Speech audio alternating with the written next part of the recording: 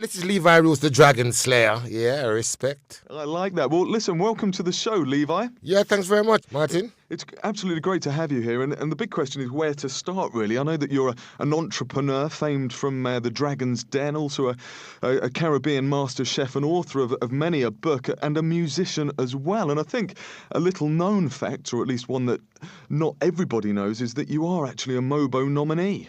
I am indeed, yes, and it's brilliant, I mean, everyone saw me come up those stairs of Dragon's Den, sort of strumming my guitar and singing that little jingle. But there's much more to Levi Roots than that. Absolutely. Tell us about some of the people that you've performed with in the past. Well, it's an array of my heroes that I like to say that inspired me, Burning Spear, Black Uhuru, Maxi Priest, James Brown, and the list goes on and on. It's Dennis Brown, Gregory Isaacs. Blimey. It's been a fantastic opportunity. You say for that me. so casually, jamming with James Brown. Yeah, well, music is something that I think that it's one of the most difficult things as a young person, that if you have to concentrate on that. And I had the background of loving music ever since I saw my grandmother and my grandfather singing in the Baptist church. And I always wanted to work with people that inspired me. So it sort of gave me the opportunity to stick with it. Even when, my friends wanted to go out and do something else, I really wanted to focus on music. And it helped me to really meet some of my real heroes. Well, let's talk about inspiring people. The One Love Peace Festival. Who are you going to be playing with? Who else is on stage with you? Oh man, there's just who is who there. There's Busta Rhymes. There's gonna be Shaggy. There's Sean Paul. There's Itana. There's King Sounds. There's Bashi. There's Skepta. There's the Abyssinians. Wow. John Holt.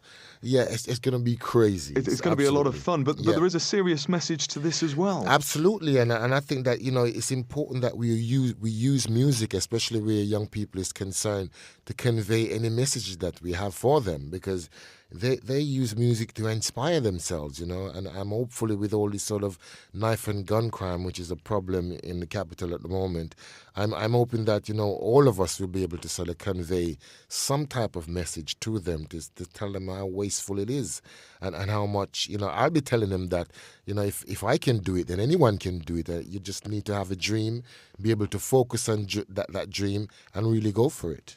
Do you have any experience, sort of personal experience yourself with sort of gun and knife crime?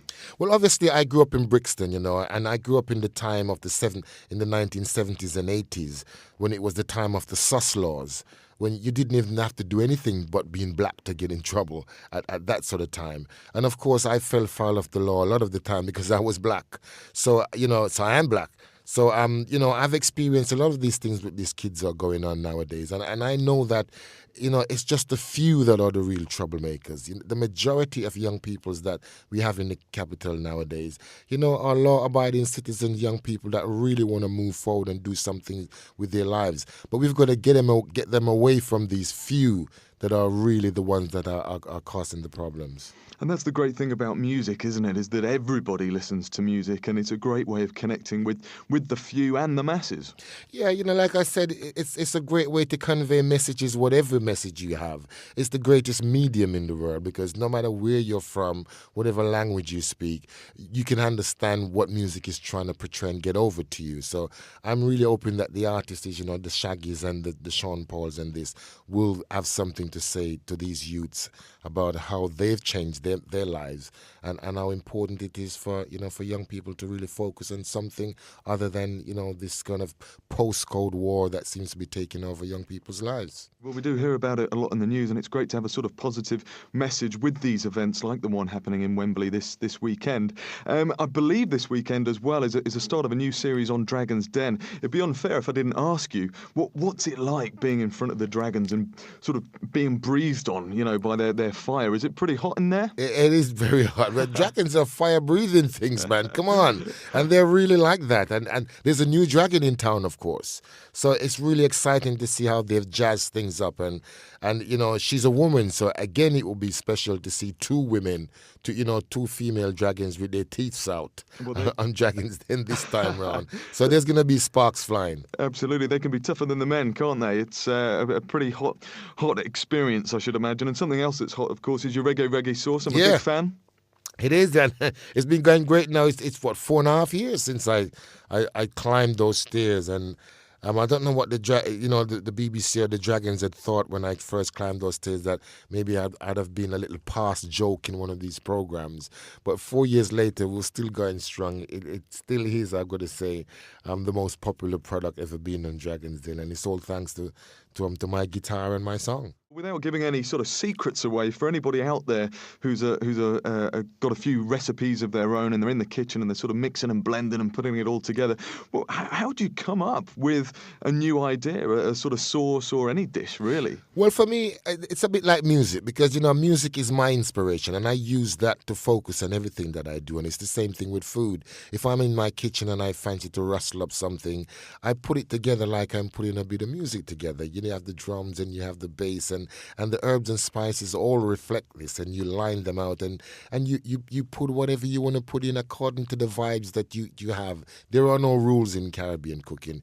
It's just about what you want, but be careful with those Scotch bonnet peppers. They're the really fiery ones. You don't want those to be open and sort of spill out into the dish, do you? No, you don't indeed. Yes. Not if you want to heat the dish, you don't. Well, the best bit of cooking, of course, is the tasting.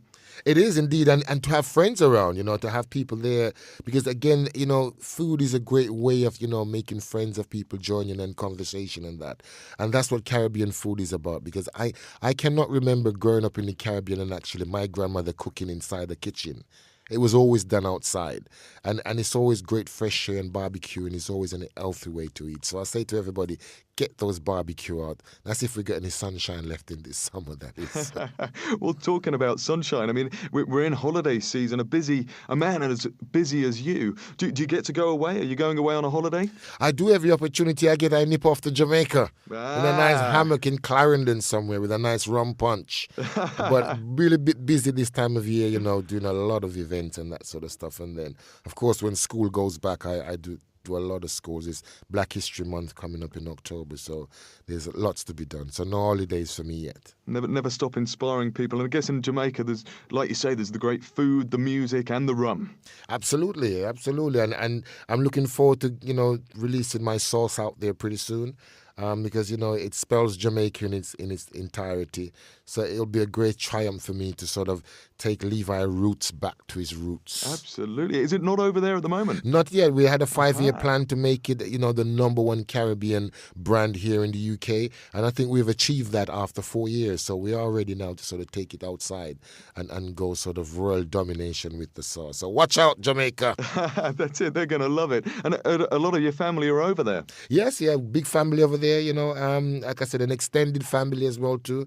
Again, I'm from a little parish called Content. The parish is called Clarendon, but my little village is called Content, where everybody seems to know everybody there. And it's brilliant that, one of us sort of left that sleepy little village and have come to the UK and made something positive. So whenever time I go back, it's always fun to go back to see people that wouldn't normally have left, but one of us have and have come back as a sort of a triumphant dragon slayer. That's it. I guess it's a big occasion, and it'll be great when you take the sauce over there. Well, listen, thanks so much again for joining me on the show, and have a great time at the One Love Peace Festival at Wembley this Sunday. Thank you, Martin. All right. Thanks, Levi. Yeah, respect.